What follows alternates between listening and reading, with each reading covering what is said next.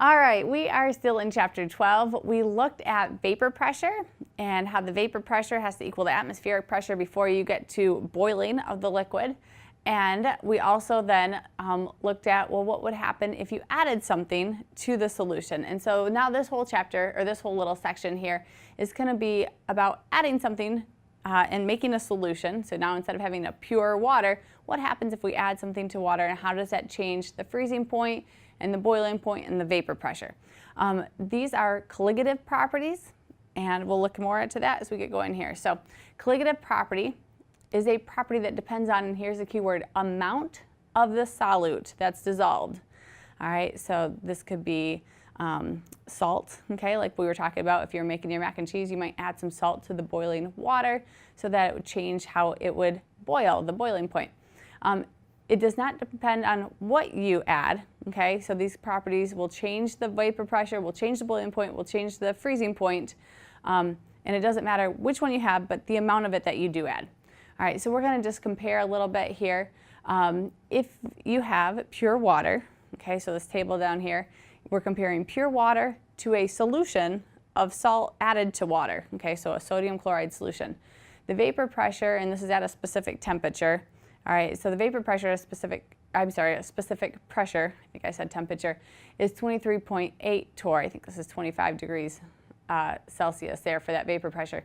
Now, what happens though if you had salt to it? This will lower the vapor pressure, okay? So that makes it a little bit harder. The urge of it to evaporate has gone down a little bit. How about the boiling point and the freezing point? So we know that a normal solution, a pure water solution, will boil at 100 degrees Celsius and freeze at 0. Now look at what happens if you add sodium chloride. How does that affect the boiling point? It goes from 100 to 100.8, and the freezing point goes from 0 to -3. Now we could get it to go even higher than 100.8 or lower than -3 degrees by adding more, okay? The amount of it is what it makes the difference here. So if we add more salt, you could get it even a little higher. So main thing here, when you have pure water, it has a certain boiling point. You add some solute to it, okay, dissolved solute, it will affect the boiling point and make it a little bit higher. We call that elevation, okay, so a boiling point elevation. So we have a normal freezing, normal boiling point, and now we've expanded those, okay? The freezing point's a little lower than what it normally would be, and the boiling point's a little bit higher. All right, before we get into talking about how to actually calculate that change, let's look at this question. How many moles of dissolved solute particles are present in each of the following beakers? I have two beakers here. One has 1 mole of sodium chloride, and the other one has 2 moles of sucrose, C12, H22, O11. You're adding sugar and you're adding a salt. You put them into solution. Which one has more moles of solute? You would say, what would you say? Okay, important things to think about. Here you go. One thing you need to think about is, well, what does it mean when a salt like sodium chloride gets dissolved? What happens to it? All right, you should be able to say that when you have NaCl solid and you put it into solution, okay, so this is water, now we have aqueous sodium chloride. Now, aqueous sodium chloride, being an ionic, will form Na plus and Cl minus. So 1 mole of NaCl solid actually forms 2 moles of solute particles.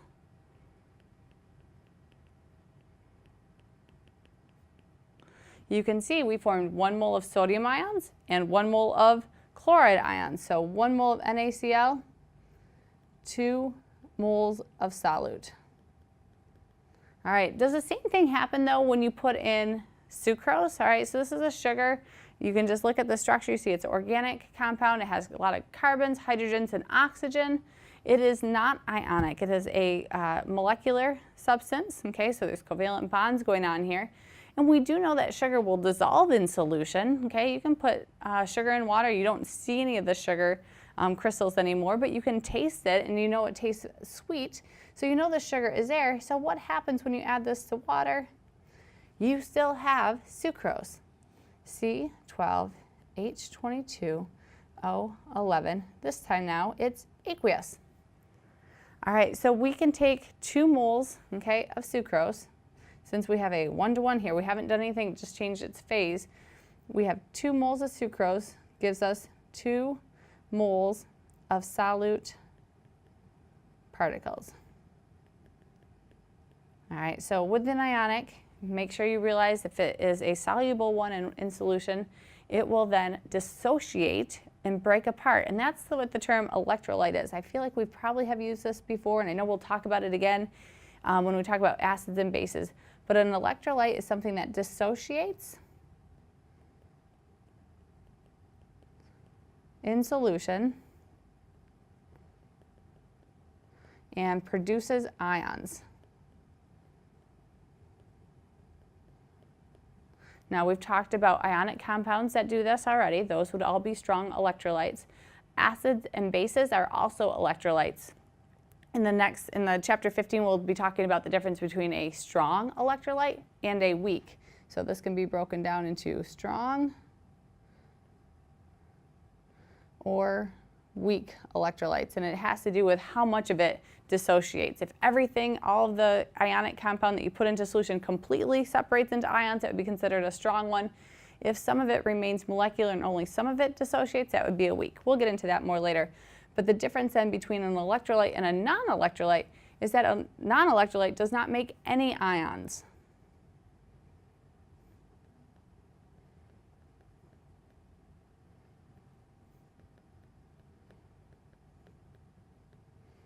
All right, so non-electrolyte, that would be your sucrose.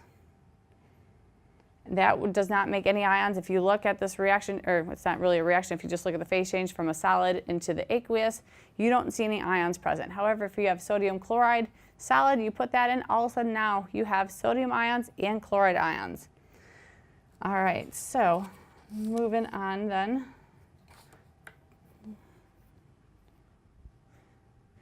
Let's look at this, and now let's do some calculations here. All right, so this is now the equation to help you calculate the change in temperature for the freezing point or the change in temperature for the boiling point. Now again, it only matters on how much solute you have. It doesn't matter what actual solute you have, but how much of it.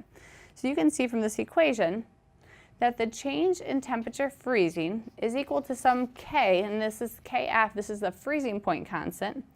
All right, and that will be dependent on what solvent you have, times the moles of the solute particles divided by the kilograms of solvent. It was really important for us to do that previous slide where we looked at, starting with 1 mole of sodium chloride, how many moles of solute we made from that, and starting with 2 moles of sucrose, how many moles of solute.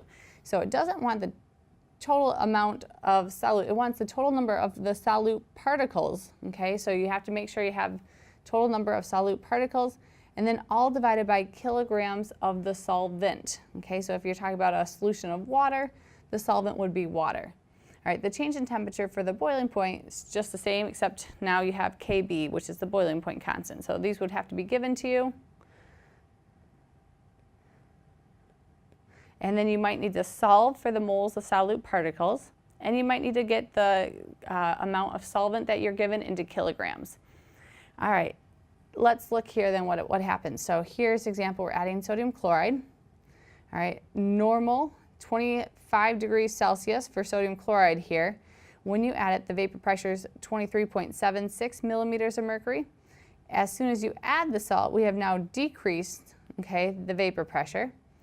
And if we now heat this, you have to heat it higher, or the actual, sorry, you don't have to heat it higher. When you heat this, now it's not going to boil until you get to a higher temperature. All right, so now you're going to get to 100, it's not going to be boiling yet. You have an additional amount, that change in temperature boiling. So this is, the temperature it boils at is now greater than 100. Okay, we've elevated it. Now, if you are chilling this, okay, you are now getting this cold solution. Before it will freeze, go from a liquid to a solid, you need to get it even colder than 0. If it didn't have any salt, it would freeze at 0. Now you're getting it even colder. We can then just make sure we understand, okay, so the new temperature boiling is equal to the normal boiling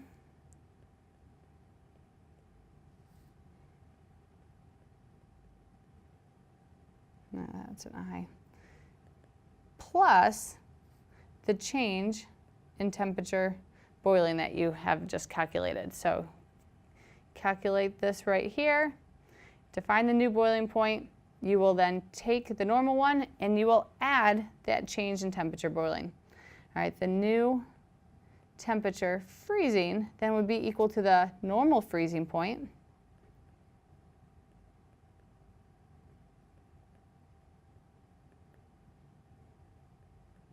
Now you're going to subtract the change in temperature freezing. All right, so this can be very helpful. I would probably try to tell your instructor or teacher that you probably need to test this out by making some ice cream, okay, by adding salt to water. It's one of those great experiments that everyone should try. Even if you don't do it in class, it's something you can easily do from home. You just need some cream, you need some sugar, and some vanilla usually, and you have that in an inner bag, and then in the outer bag you have ice and salt, okay? By adding some salt there, you're gonna get the cream and the sugar in your inside bag to freeze because you've gotten it to a lower temperature than the normal temperature of that ice. All right, so that's a great thing to try. Let's then actually do a calculation here. All right, so we're gonna try to do this calculation. A solution is prepared by dissolving 100 grams of calcium nitrate in 450 grams of water. What is the boiling point of the solution, given that the constant, this Kb for water, is 52 degrees Celsius times kilogram solvent per mole solute? Can we do it? So we are taking water, which we know normally would boil at 100 degrees Celsius. We are adding some calcium nitrate to it. Since we're adding a solute, we expect the boiling point to be higher than 100 degrees Celsius. We can figure out how much higher it's going to be by this equation right here. That change in temperature boiling is equal to the Kb, okay, which is going to be given to us right here, times the moles of the solute. Our solute that we have is calcium nitrate, divided by kilograms of the solvent. And the solvent here is going to be the water. All right, so we have to find moles of solute because it just gave me grams of the whole calcium nitrate. All right, so important thing to make sure you know is that calcium nitrate, you have your polyatomic ions memorized. We know that nitrate is NO3 minus.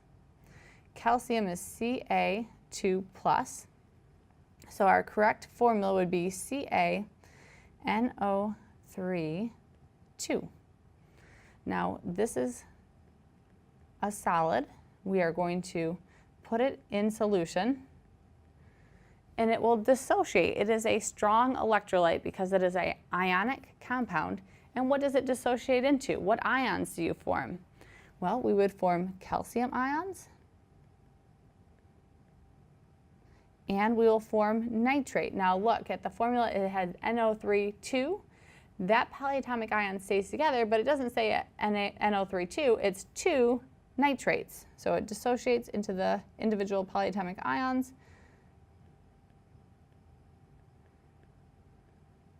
So that tells us that 1 mole of CaNO3 2 will form a total of how many moles of solute particles?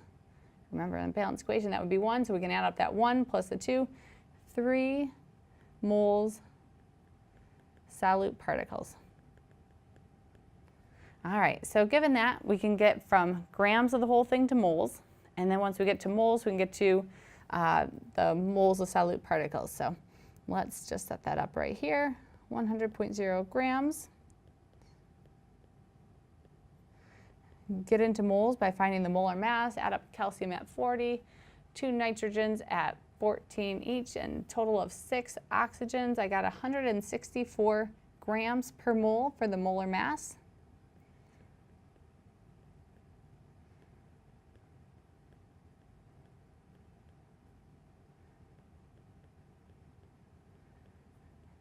And then we can go from moles of the whole thing to moles of just solute particles, because we know when we put it into a solution, we will form 3 moles of solute particles for every 1 mole of the calcium nitrate. All right, you can check all your units are canceling. We canceled out grams of the calcium nitrate. Then we canceled out moles of calcium nitrate. We are left with moles of solute particles. And if you do the math right, it looks like I got 1.83.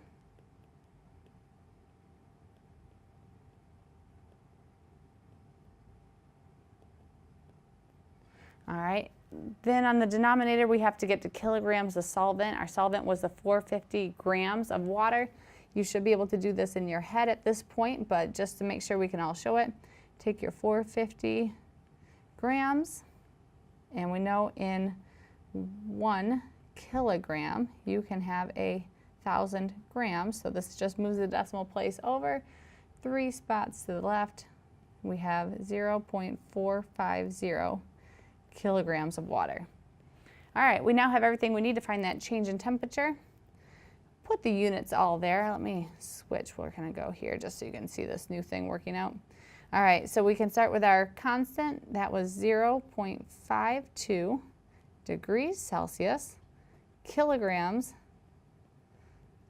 solvent, all divided by moles of solute, and then all of this times the 1.83 moles of solute divided by 0.450 kilograms solvent. All right, do units cancel out? If you are trying to calculate a change in temperature, we would expect that to be in a unit of temperature, okay? So here we go, moles of solute on the bottom there, and on the top there they cancel. And kilograms of solvent is on the numerator up here, denominator down there. The only unit left is degrees Celsius. When I actually do the calculation,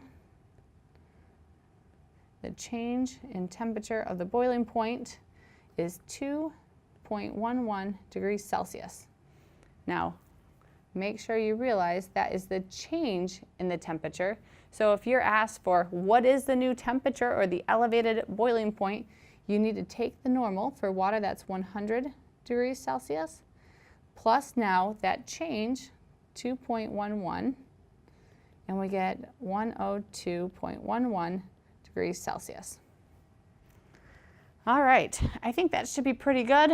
Let's go to the next slide. And here's just, I want to just make sure we have this concept figured out. If you have these 4 solutions here, we have pure water, we have a solution of 1 liter of water containing 3 moles of sucrose, 1 liter solution of water containing 2 moles of sodium chloride, and a 1 liter solution containing 1.5 moles of calcium phosphate.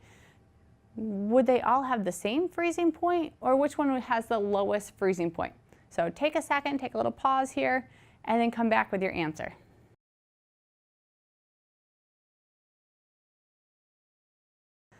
All right, I hope you have thought this through, and you should have been thinking about, well, what affects the change in temperature? So first off, we know pure water will have a, I said freezing point of 100. I was thinking boiling point there. Let's just fix it. For pure water, the freezing point is 0 degrees Celsius. It's good to make mistakes, right? As long as you figure out how to correct them. 0 degrees Celsius, okay? And we know that whenever you add a solute, okay, to the freezing point, you're going to lower it, okay? So we would elevate the boiling point, but the freezing point, we now decrease it. So it's going to freeze less than 0. So we know it's not going to be this one, because all the other ones now have something added to the water, so they would all be lower. Now, how much lower they go will depend on a couple factors. Okay, there's a constant, and that's going to be the same for all these cases since they're all water. The moles of solute particles, that is changing in all of these remaining three. The kilograms of solvent, since they're all the same volume, that's going to be the same. So the only thing that's going to matter here is how many moles of solute particles.